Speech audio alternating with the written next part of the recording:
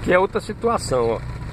Avenida Paraguai, toda vez que chove é isso. Já fizeram várias obras nesse local aqui, já fizeram vários remendos, várias tapiações, vários armengos e nada se resolve. Olha aí de novo como é que está a situação desse pedaço aqui.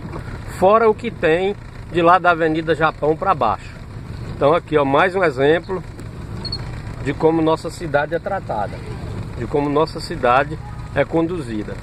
Isso aqui já tem, se bobear, já tem décadas que esse problema aqui é desse jeito, né? Então tá aí mais um exemplo de que nossa cidade não tem comando.